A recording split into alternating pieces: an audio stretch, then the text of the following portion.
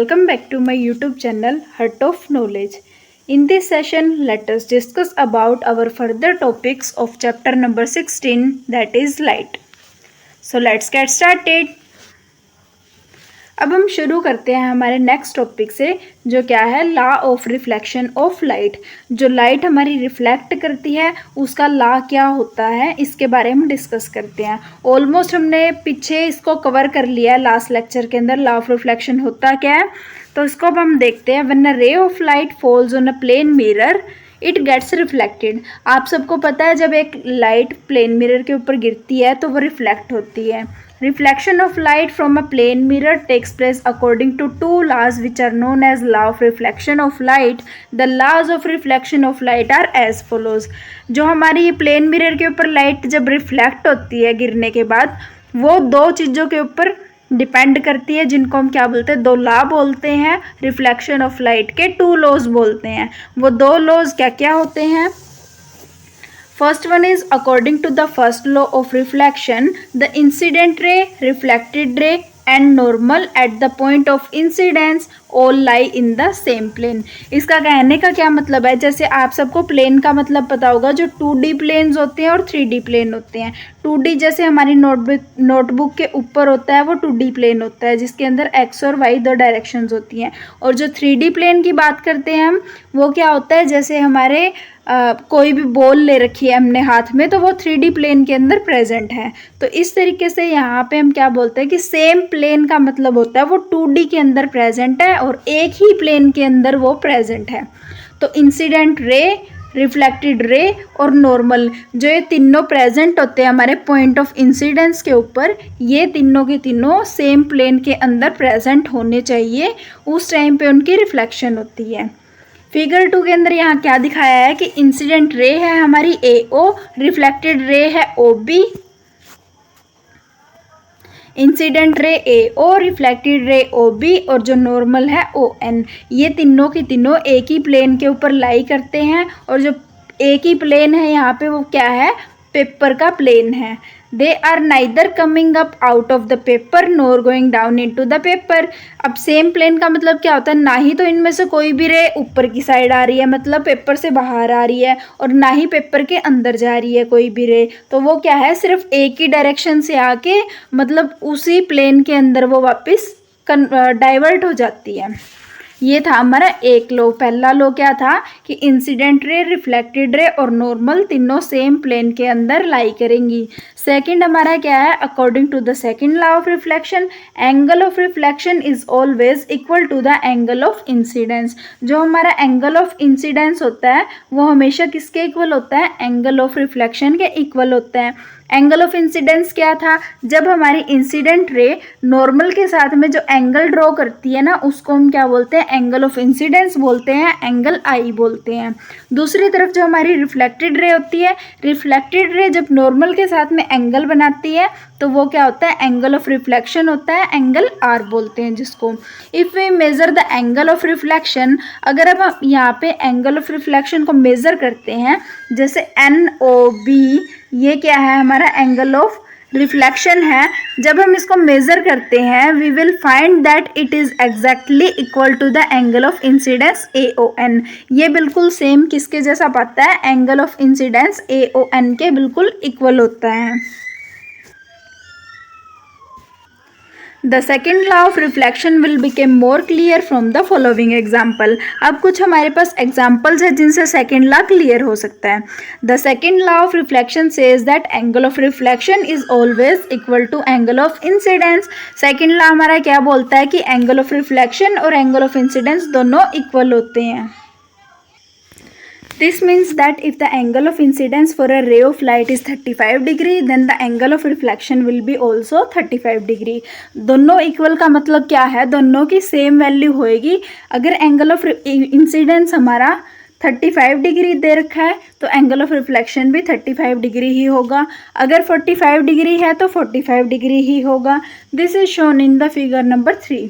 The angle of incidence AON is 35 degree, so the angle of reflection is also 35 degree. मतलब ये दोनों angle same और equal होंगे दोनों के दोनों। If we change the angle of incidence तो एंगल ऑफ रिफ्लेक्शन भी उसी अकॉर्डिंग चेंज होता रहेगा। अगर हम एंगल ऑफ इंसिडेंस को कम करते जाएंगे तो एंगल ऑफ रिफ्लेक्शन हमारा कम होता जाएगा। अगर हम एंगल ऑफ इंसिडेंस को इंक्रीज करेंगे तो हमारा रिफ्लेक्शन का एंगल भी इंक्रीज होगा। For example if the angle of incidence is change to 45 degree, अगर हम इंक्रीज कर देते हैं एंगल ऑफ इंसिडेंस को 45 डिग्री तक तो एंगल ऑफ रिफ्लेक्शन भी हमारा चेंज हो जाता है और वो 45 डिग्री ही हो जाता है। Now when the angle of incidence is 45 degree then the angle of reflection is also 45 degree. So in this case the reflected ray is at an angle of 45 degree plus 45 degree, मतलब 90 degree है incident रे के। From this we conclude that if the reflected ray is at an angle of 90 degree to the incident ray, then the angle of incidence will be half of 90 degree। इस line का मतलब मैं आपको दोबारा यहाँ समझाती हूँ। हमें क्या पता है कि जो हमारा एंगल ऑफ इंसिडेंस है, जैसे ये प्लेन मिरर है और इसके साथ में जो इंसिडेंट रे आ रही है उसका एंगल नॉर्मल के साथ कितना गिवन है, 45 डिग्री बोल रखा है कि 45 डिग्री है, और जो एंगल ऑफ रिफ्लेक्शन है फिर वो भी कितना होगा, 45 डिग्री होगा। दूसरा पॉइंट, एक पॉइंट तो ये था कि ये दोनों इक्वल है, दूसरा पॉइंट हम क्या बोलते हैं कि अगर हमारा जो इंसिडेंट रे वाला एंगल है वो रिफ्लेक्टेड रे से कितनी दूरी पे है, मतलब इंसिडेंट रे रिफ्लेक्टेड रे से कितने एंगल पर है, इस कंप्लीट एंगल की बात हो रही है, तो वो कितना है, वो अगर हमारा 90 डिग्री है मतलब 45 डिग्री प्लस 45 डिग्री, ये 90 डिग्री हमारी रिफ्लेक्टेड रे इंसिडेंट रे से इतनी दूर है। अब अगर ये पूछ ले आपसे कंप्लीट एंगल देके कि रिफ्लेक्टेड रे इंसिडेंट रे से इतनी दूर है, तो आप हमें ये बताएं कि एंगल ऑफ इंसिडेंस या फिर एंगल ऑफ रिफ्लेक्शन कितना है। तो हम क्या करेंगे, इसको 2 से डिवाइड कर देंगे, जितना भी हमारा एंगल होगा उसको हम 2 से डिवाइड करेंगे और वो कितना आएगा हमारा एंगल ऑफ इंसिडेंस या फिर angle of reflection. For example 35 degree के अंदर देखते हैं। अब हम बोलते हैं कि इंसिडेंट रे से रिफ्लेक्टेड रे 70 एंगल के ऊपर दूर है, ठीक है। तो अब आपसे पूछा जाए कि एंगल ऑफ इंसिडेंस कितना है, तो आप क्या करोगे, इसको 2 से डिवाइड करोगे, दैट इज 35 डिग्री। इसका मतलब एंगल ऑफ इंसिडेंस और एंगल ऑफ रिफ्लेक्शन कितना है, 35 डिग्री है।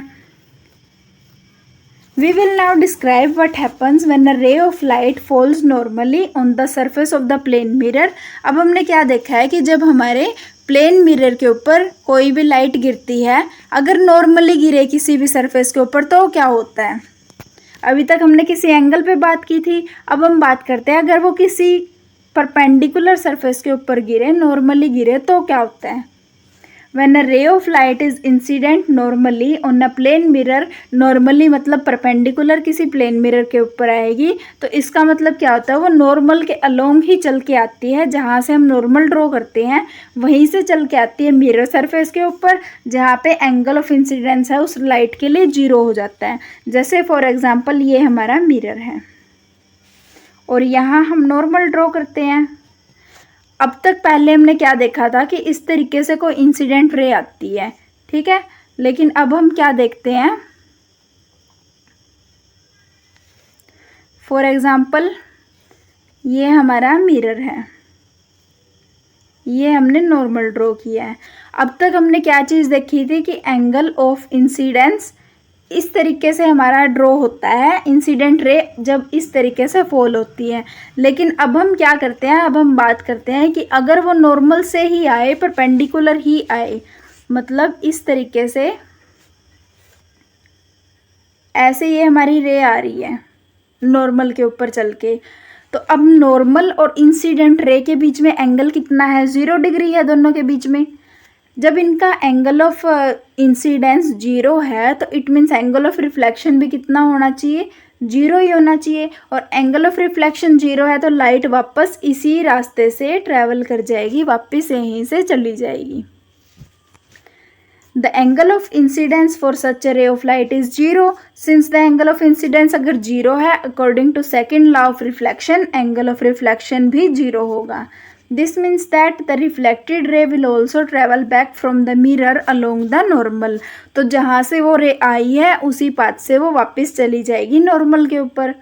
Thus, a ray of light which is incident normally on a mirror is reflected back along the same path. Same path से वो reflect back कर जाएगी. This is because angle of incidence भी zero है और angle of reflection भी zero है, तो दोनों सेम ही distance, सेम ही path को follow करेंगे. If the incident ray goes to a mirror along normal, reflected ray will also travel back along the normal. In this case, the same line represent the incident ray, normal ray और reflected ray. तीनों की एक ही line होएगी, normal की भी, reflected की भी और incident ray की भी. Please note that whenever light is reflected, laws of reflection are obeyed. जहाँ भी किसी मर्जी पॉइंट पे कहीं भी अगर रिफ्लेक्शन होती है लाइट की तो वो हमेशा लॉ ऑफ रिफ्लेक्शन को फॉलो करेंगे. As we will see after a while we can find out the nature and position of image formed by a plane mirror by using the laws of reflection of light. अब तक हमने क्या देखा है कि reflection light की किस तरीके से हो रही है. अब हम इन रिफ्लेक्शंस वगैरह को यूज़ करके हम पोजीशंस निकाल लेंगे इमेजेस की, किस तरीके से इमेज दिखती है किसी भी मिरर के अंदर, छोटी दिखती है या बड़ी दिखती है, उल्टी दिखती है या सीधी दिखती है. तो इन सब को हम क्या करेंगे, आगे स्टडी करेंगे. अब एक प्रॉब्लम आती है हमारे पास. An incident ray makes an angle of 35 degree with the surface of plane mirror. इसे ध्यान से पढ़ो, क्या बोला है इसने. Incident ray makes an angle of 35 degree. कोई भी एक इंसिडेंट रे है हमारे पास, जैसे ये इंसिडेंट रे है, ये सॉरी ये मिरर है, ये हमारा नॉर्मल है. अभी इसने क्या बोला है कि इंसिडेंट रे है, एक रिफ्लेक्टेड रे है. अभी बोल रहा है कि incident ray makes an angle of 35 degree. 35 degree का एंगल बना रही है incident ray with the surface of plane mirror. ये हमारा प्लेन मिरर है, प्लेन मिरर के सरफेस के साथ कितना एंगल बना रही है, 35 degree. What is the angle of reflection. Angle of reflection पूछा है इसने, ये क्या होता है. तो अब हमें क्या पता है, यहाँ पे जो हमारा प्लेन मिरर है, प्लेन मिरर के साथ जब हम नॉर्मल ड्रॉ करते हैं तो वो क्या होता है, परपेंडिकुलर होता है. परपेंडिकुलर होता है तो इट मीन्स उसका एंगल कितना होता है, 90 डिग्री होता है. ये कंप्लीट एंगल हमारा कितना हो गया, 90 डिग्री हो गया. इसको हम क्या बोलते हैं, एंगल ऑफ इंसिडेंस बोलते हैं और इसको हम क्या बोलते हैं, एंगल ऑफ रिफ्लेक्शन बोलते हैं. अब यहाँ पे जो हमारा ऊपर रेड कलर से एंगल बना हुआ है, जो ये कंप्लीट 90 डिग्री होता है. इट मीन्स एंगल इंसिडेंस और 35 डिग्री दोनों का सम किसके बराबर होएगा, 90 डिग्री के बराबर होएगा. एंगल ऑफ इंसिडेंस प्लस में 35 degree is equal to 90 degree. क्योंकि यहाँ पे ये नॉर्मल ड्रॉ हुआ है प्लेन मिरर के साथ और नॉर्मल हमेशा परपेंडिकुलर होता है, 90 डिग्री के ऊपर प्रेजेंट होता है. यहाँ से अगर हम एंगल आई को निकालते हैं, इस साइड प्लस 35 है, अगर उस साइड जाएगा तो वो माइनस 35 हो जाएगा. दैट इज़ 90 माइनस 35 यहाँ पे एंगल ऑफ इंसिडेंस होगा. और जो हमारा एंगल ऑफ इंसिडेंस आएगा वो कितना आ गया, 55 डिग्री आ गया. It means angle of reflection भी हमारा 55 डिग्री ही प्रेजेंट है. In order to find out the angle of reflection, we should first know the angle of incidence. Angle of reflection निकालने से पहले angle of incidence का पता होना चाहिए, जिसको हम इस तरीके से यहाँ पे 90 डिग्री करके यहाँ से निकाल सकते हैं. नेक्स्ट प्रॉब्लम है, two plane mirrors PQ and QR. दो हमारे पास प्लेन मिरर्स हैं, एक PQ है एक QR है. Are kept at the right angles. इन दोनों को हमने राइट एंगल के ऊपर रखा हुआ है. A ray of light AB is incident on the mirror PQ. PQ के ऊपर एक रे आ रही है जो इंसिडेंट हो रही है at an angle of 30 degree as shown in the figure. Draw the path of reflected ray from the second mirror QR and find the angle of reflection for the mirror QR. Angle of reflection पता करना है और हमें path पता करनी है. अब जैसे यहाँ से 30 डिग्री के ऊपर आ रही है तो it means angle of reflection भी हमारा कितने पे जाएगा, 30 डिग्री के ऊपर जाएगा. और वो जाके कहाँ स्ट्राइक करेगा, दूसरे मिरर के ऊपर स्ट्राइक करेगा. अब हम क्या करते हैं, दूसरे मिरर का नॉर्मल ड्रॉ करते हैं. ये दूसरे मिरर का नॉर्मल हो गया और यहाँ से जो रे होगी रिफ्लेक्ट वो इस तरीके से होगी. ओके, तो अब यहाँ पे आप फिगर के अंदर देखो, मैं थोड़ी इसको जूम करके ड्रॉ करती हूँ ताकि अच्छे से पता लग सके. अब जैसे यहाँ से एंगल से आ रहा था हमारा 30 डिग्री के ऊपर, ये आ रहा था एंगल ऑफ रिफ्लेक्शन, जो कितना होएगा यहाँ से अगर ड्रॉ करें तो 30 डिग्री ही होगा। अब हम क्या करते हैं, इस जो सेकंड मिरर था हमारा, इसकी हम ड्रॉ करते हैं एक नॉर्मल ड्रॉ की है।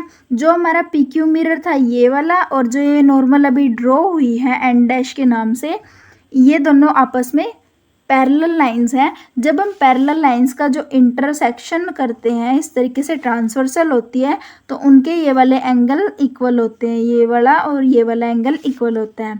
तो इट मीन्स ये वाला 30 डिग्री एंगल है और ये नीचे वाला एंगल भी कितना होगा, 30 डिग्री होगा। अब यहाँ पे हमें क्या पता है कि जो हमारा नॉर्मल के साथ एंगल ड्रॉ हो रहा है वो कितना होता है,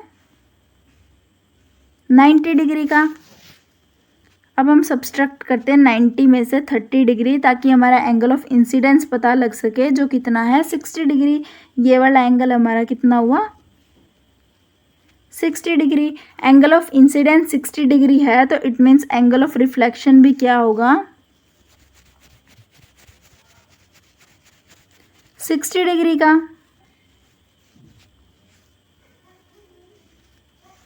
तो ये हमारा क्या हो गया,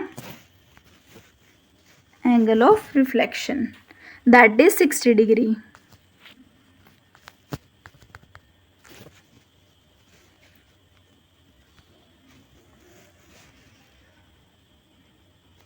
ये दो सॉल्यूशंस थी आपकी। नेक्स्ट टॉपिक क्या है, regular reflection and diffuse reflection of the light. Regular reflection और डिफ्यूज रिफ्लेक्शन, इन दोनों के बीच में डिफरेंस क्या होता है। एक रेगुलर होती है, रेगुलर के नाम से आपको पता लग रहा होगा कि वो एक उसका कोई पैटर्न होता है जिसमें वो रिफ्लेक्ट करती है। डिफ्यूज का मतलब वो आपस में मिक्स हो जाते हैं और अलग अलग तरीके से वो डिफ्यूज करती है। In regular reflection a parallel beam of incident light is reflected as a parallel beam in one direction. Regular reflection के अंदर क्या होता है, जो पैरेलल बीम्स हमारी इंसिडेंट होती हैं किसी भी मिरर के ऊपर, तो वो वापस रिफ्लेक्ट करती है पैरेलल बीम के तरीके से ही एक ही डायरेक्शन के अंदर। इन this case parallel incident raise remain parallel even after reflection and go only in the one direction. इस केस के अंदर क्या होएगा, जो पैरेलल इंसिडेंट रे हमारी आ रही थी वो रिफ्लेक्ट होने के बाद भी पैरेलल ही रहेंगी और एक ही डायरेक्शन के अंदर रिफ्लेक्ट करेंगी। Regular reflection of light occurs from smooth surfaces like that of the plane mirror। जैसे रेगुलर रिफ्लेक्शन है लाइट की, वो स्मूथ सरफेसेस से होती है। जैसे हम बात कर सकते हैं प्लेन मिरर की, जो पॉलिश्ड होता है। For example when a parallel beam of light falls on the smooth surface of the plane mirror, तो वो पैरेलल बीम के तरीके से ही एक ही डायरेक्शन के अंदर रिफ्लेक्ट करेगा, जैसे आपको फिगर के अंदर शो कर रखा है यहाँ पे। जैसे ये प्लेन मिरर है, प्लेन मिरर के ऊपर जैसे ही पैरेलल लाइट्स आ रही हैं तो रिफ्लेक्ट करके भी पैरेलल ही जाती हैं और एक ही डायरेक्शन के अंदर वो जाती हैं। Thus a plane mirror produces the regular reflection of light, जिससे क्या होगा, रेगुलर रिफ्लेक्शन ही प्रोड्यूस होंगी। Images are formed by the regular reflection of the light.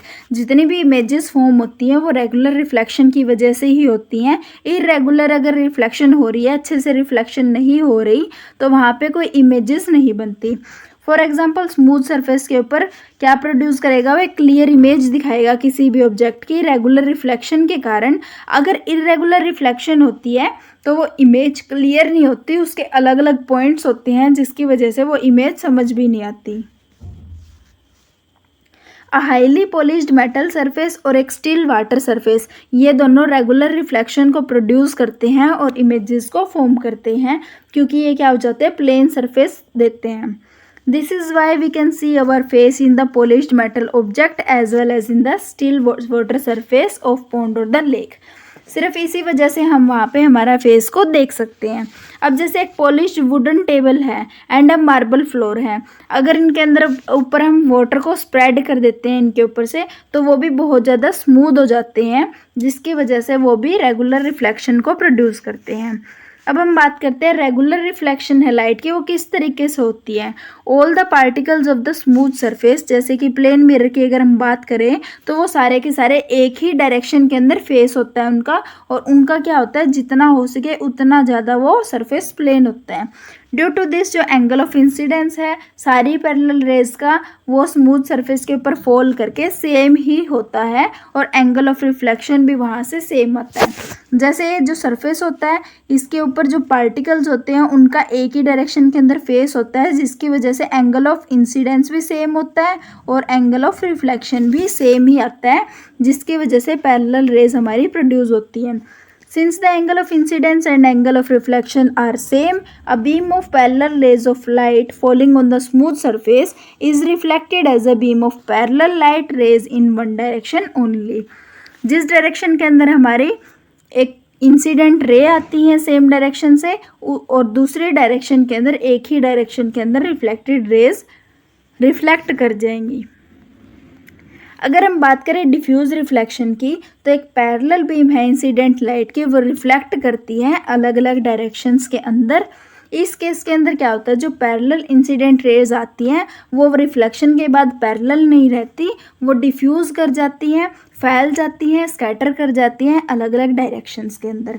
The diffuse reflection is also known as irregular reflection या फिर scattering बोलेंगे जिसको हम। जो डिफ्यूज़ रिफ्लेक्शंस होती हैं लाइट की उनका रफ सरफेस होता है, अगर वो किसी सरफेस के ऊपर गिरती हैं तो वो सरफेस रफ होता है। जैसे हम बात करें पेपर की, कार्डबोर्ड की, chalk, table, chair, walls, unpolished metal objects. For example when a parallel beam of light rays falls on the rough surface of the sheet of paper, तो वहाँ से लाइट क्या करती है, स्कैटर कर जाती है, रिफ्लेक्ट कर जाती है रेज अलग अलग डायरेक्शंस के अंदर।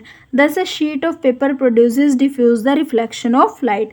तो इस वजह से जो शीट होती है पेपर की रफ सरफेस वाली होती है और वो क्या करती है, स्कैटर कर देती है रिफ्लेक्टेड लाइट को, जिसकी वजह से कोई इमेज भी फॉर्मेशन नहीं होता है यहाँ पे डिफ्यूज रिफ्लेक्शन ऑफ लाइट की वजह से।